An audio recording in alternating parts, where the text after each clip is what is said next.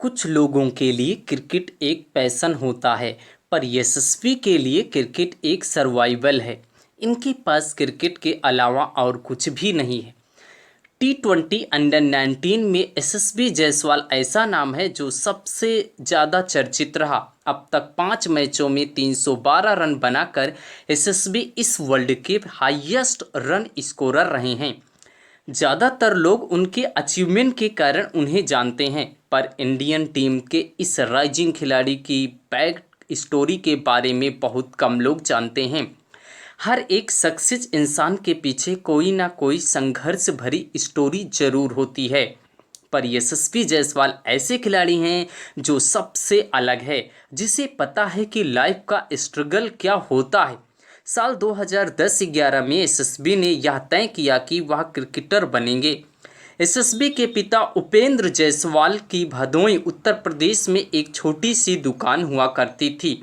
उनके लिए मुंबई जैसे बड़े शहर में खर्च उठाना बहुत मुश्किल था, इसलिए यशस्वी को मुंबई में अपने भाई के पास रहने के लिए भेज दिया। लेकिन वहां पहुंचने पर यह पता चला कि उनके भाई भी सिर्फ अपना जीवन किसी तरह बिता रहे हैं। उनके पास रहने के लिए स्थान नहीं था।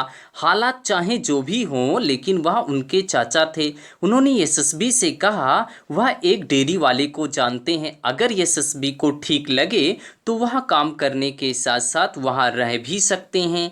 कुछ लोगों को क्रिकेट एक शौक होता है, लेकिन यशस्वी के लिए क्रिकेट जान थी, क्योंकि वह अपने आप से ज़्यादा क्रिकेट से प्रेम करते थे। इनके पास क्रिकेट के अलावा और कुछ भी नहीं था, इसलिए बिना सोचे समझे रहने के लिए तैयार हो गए। वह रोज़ सुबह उठकर आज़ाद मैदान जाया करते थे। इसके अलावा वह डेयरी पर समय दिया करते थे। एसएसबी की उम्र कम होने के कारण बड़ा काम नहीं कर पाते थे, लेकिन वह छोटा मोटा सारा काम करते थे और रात को वहाँ पर सो भी जाया करते थे। यशस्वी यहाँ से ज़्यादा ध्यान अपने खेल पर देने लगे, जिसके कारण वह थक जाया करते थे और दुकान पर काम ना कर पाने की वजह से डेयरी वाले ने यशस्वी जायसवाल को अपने डेयरी से निकाल देता है। इस पल यशस्वी जायसवाल की कुछ समय में समझ में नहीं आ रहा था। सबसे बड़ी बात यह है कि इतना कष्ट होने के बाद भी यह बात अपने घर वालों से भी नहीं बताया और अपने चाचा के पास भी नहीं गए। उन्होंने अपना सामान उठाया और आज़ाद मैदान चले गए। वहां जाकर मुस्लिम यूनाइटेड के क्लब इमरान से मदद मांगी।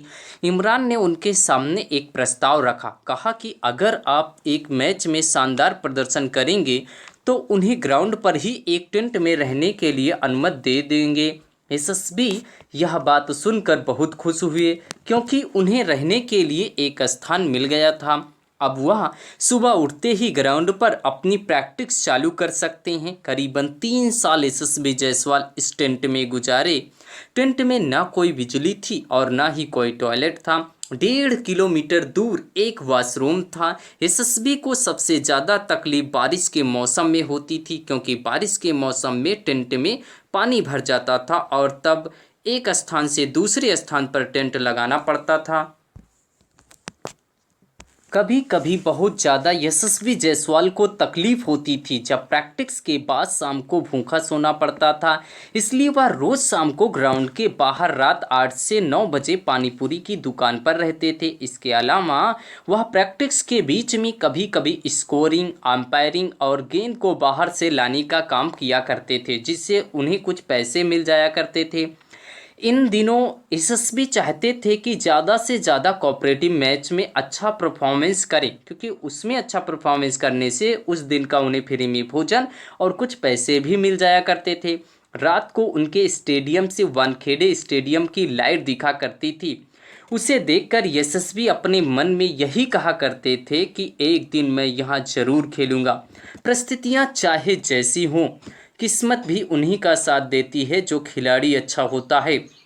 एसएसबी के ऐसे बुरे दिन आए कि उनको दूसरे के बैट से खेलना पड़ा, क्योंकि उनके पास बैट खरीदने के लिए पैसे नहीं थे। इन दिनों एसएसबी को कष्ट पे कष्ट मिलता जा रहा था। अपने कपड़े धोने के साथ साथ दूसरों को लिए भोजन भी बनाना पड़ता था और ग्राउंड के बड़े लोग उन्हें हमेशा डांटा करते थे। गर्मियों के दिनों में उन्हें टेंट के बाहर सोना पड़ता था। इसमें उनको कई बार एलर्जी हो जाया करती थी। वो आज भी वो दिन याद करते हैं तो बहुत भावुक हो जाया करते हैं।